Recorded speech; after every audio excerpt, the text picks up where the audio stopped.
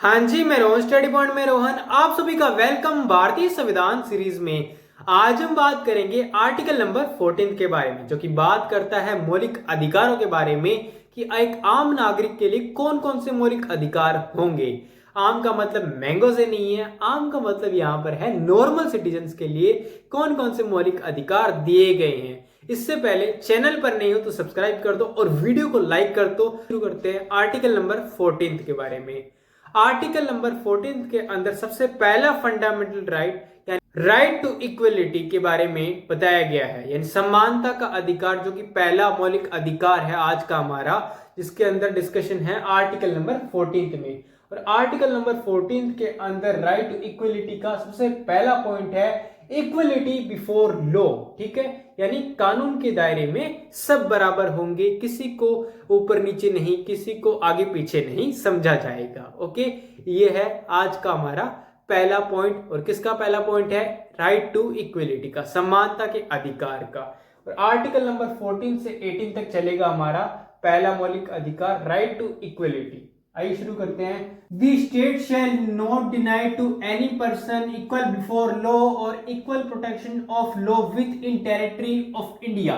क्या बताया गया है कि जो स्टेट है यानी जो राज्य है, मैंने आपको बताया था कि राज्य का मतलब क्या होता है। तो जो राज्य सबसे पहला उसका कर्तव्य बनता है कि किसी भी व्यक्ति के साथ जो भारत में रहता है उसके साथ अन्याय ना करे, उसके साथ भेदभाव ना करे। ठीक है, उसको इक्वल बिफोर लॉ यानी कानून के दायरे में उसको सम्मान रखा जाता है। जैसे कि मान लीजिए एक अमीर है, उसने 10,000 रुपए की चोरी की, एक गरीब है, उसने 10,000 की चोरी की, दोनों ने बराबर ही चोरी की है। ध्यान रखे इस बात का, क्योंकि दोनों जो है दोस्त थे, दोनों दोस्त ने अलग अलग चोरी की 10,000 की, लेकिन अब कानून क्या करेगा, उसे बराबर रखेगा। ठीक है, क्यों रखेगा? क्योंकि क्राइम तो बराबर का ही किया है। ठीक है, क्राइम तो 10,000 का है, तो दोनों को या तो जेल में 10,000 की जेल में रखो या दोनों को छोड़ दो। ऐसा नहीं है कि अमीर को रख लिया, गरीब को छोड़ दिया, या गरीब को रख लिया या अमीर को छोड़ दिया।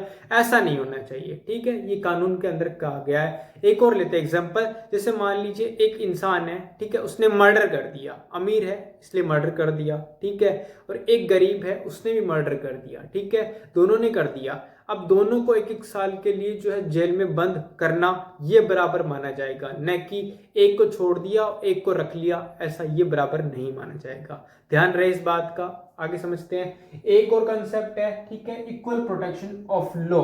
ठीक है, with in territory of India. ठीक है, ये जो कंसेप्ट है ये पॉजिटिव में है और ऊपर वाला कंसेप्ट नेगेटिव में था, क्योंकि वह न करने की बात करता था कि किसी के साथ भेदभाव ना किया जाए, कोई भी व्यक्ति जो भारत में रहता है उसके साथ भेदभाव ना हो, इसलिए नेगेटिव कंसेप्ट था। ये जो कंसेप्ट है इक्वल प्रोटेक्शन ऑफ लॉ जो है वो नेगेटिव नहीं है, वह पॉजिटिव कंसेप्ट है। पॉजिटिव क्यों है?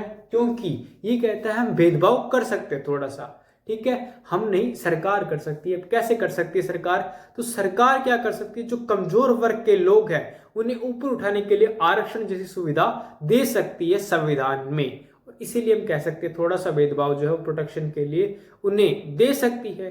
SC ST OBC, ठीक है, EWS उनको मिल सकता है, या आने वाले टाइम में कुछ और भी ऐसे वर्ग जो कमजोर हो जाते हैं तो उनको भी दिया जा सकता है, ताकि उन्हें अपलिफ्टमेंट किया जा सके। ये था आर्टिकल नंबर 14 और हम जल्दी बात करेंगे आर्टिकल नंबर 15 के साथ। तब तक के लिए धन्यवाद।